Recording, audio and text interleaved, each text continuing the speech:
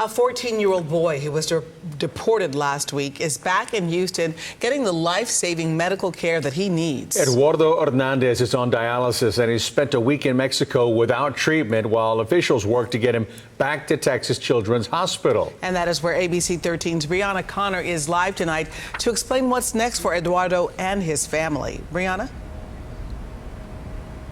This young man has kidney failure, and so he's had to come for the last 4 months here to the medical center to receive dialysis 3 times a week.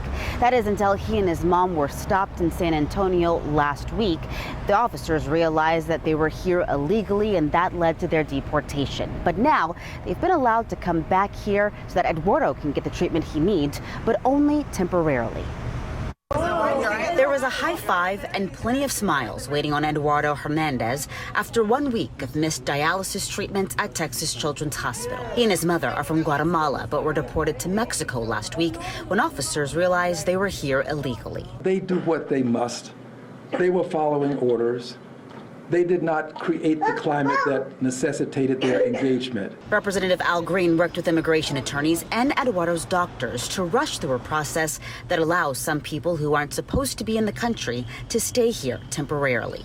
In this case, the facts were so extreme and so dire that Eduardo, a 14-year-old boy that needed a life-saving treatment, warranted that CBP officers grant him a humanitarian parole from the border. Representative Green rode with the Hernandez family from Eagle Pass to Houston overnight, where doctors were waiting to admit Eduardo immediately for dialysis treatment he did not have access to in Mexico. There is a significant risk that Eduardo might die.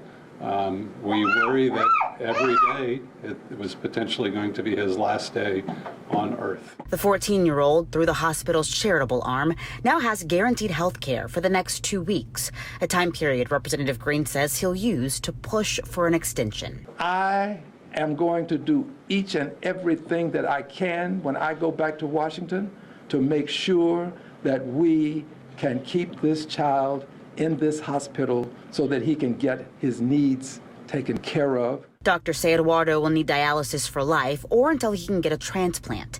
His mother, who usually goes to the hospital with him, did not speak today, but stood side by side with the Houstonians fighting for her son's health. I'm Brianna Connor, ABC 13 Eyewitness News.